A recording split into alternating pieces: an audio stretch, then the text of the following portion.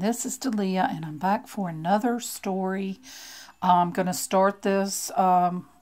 This is going to be the whole book. It's called The Vampire Diaries, The Awakening and the Struggle. I'm starting with chapter 1, and here it is. Dear Diary, something awful is going to happen today. I don't know why I wrote that. It's crazy. There's no reason for me to be upset and every reason for me to be happy, but here I am at 5:30 in the morning, awake and scared. I keep telling myself it's just that I'm all messed up from the time difference between France and here. But that doesn't explain why I feel so scared, so lost. The day before yesterday, while Aunt Judith and Margaret and I were driving back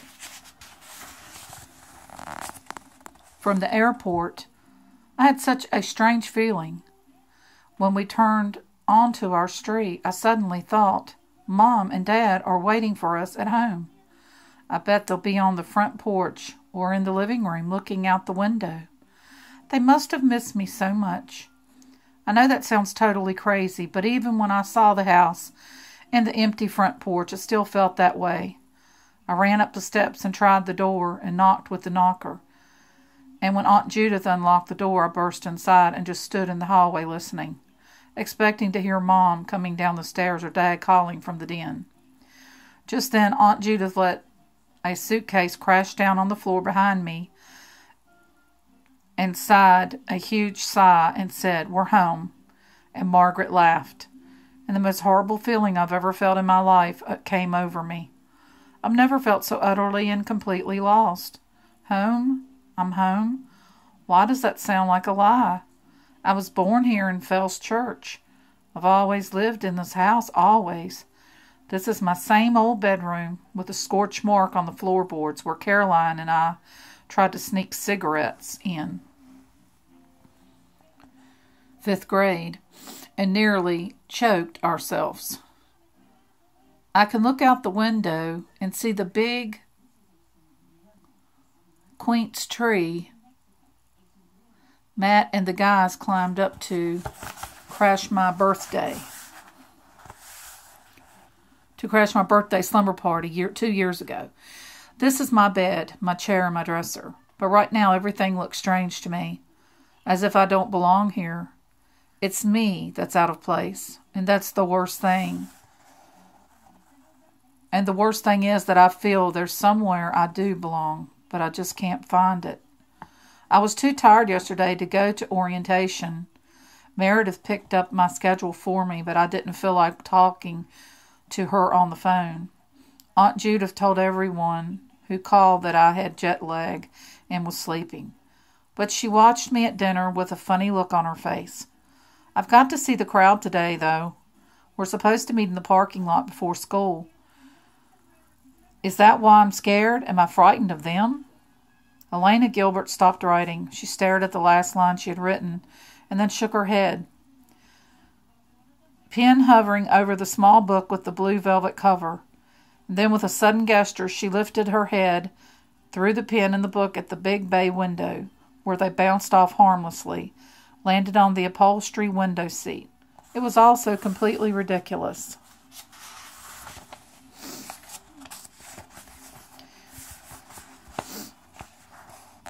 Since when had she, Elena Gilbert, been scared of meeting people?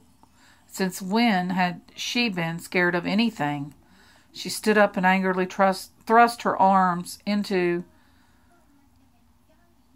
a red silk kimono.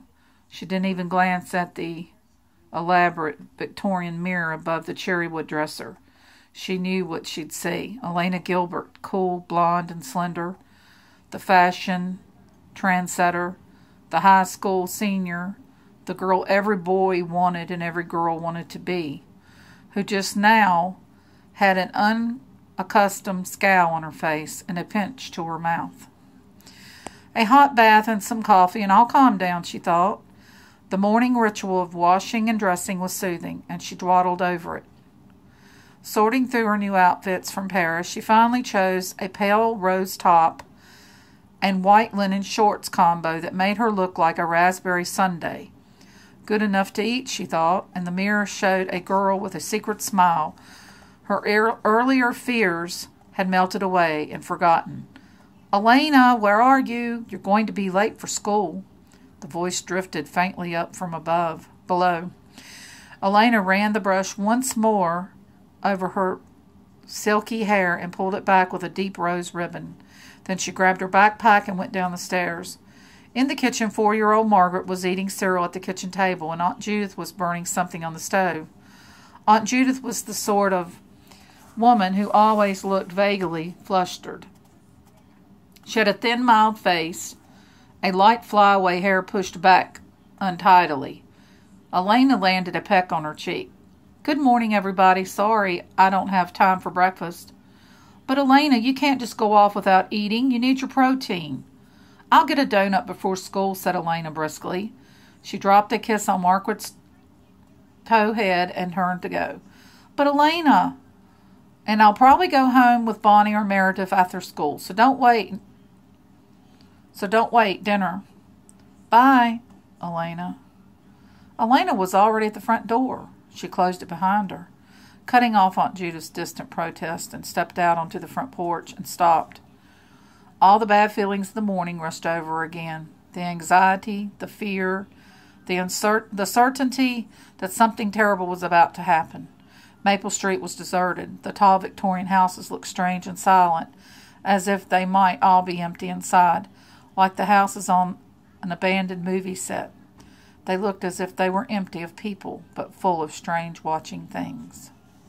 Okay, this will be part 1, because this is a long chapter.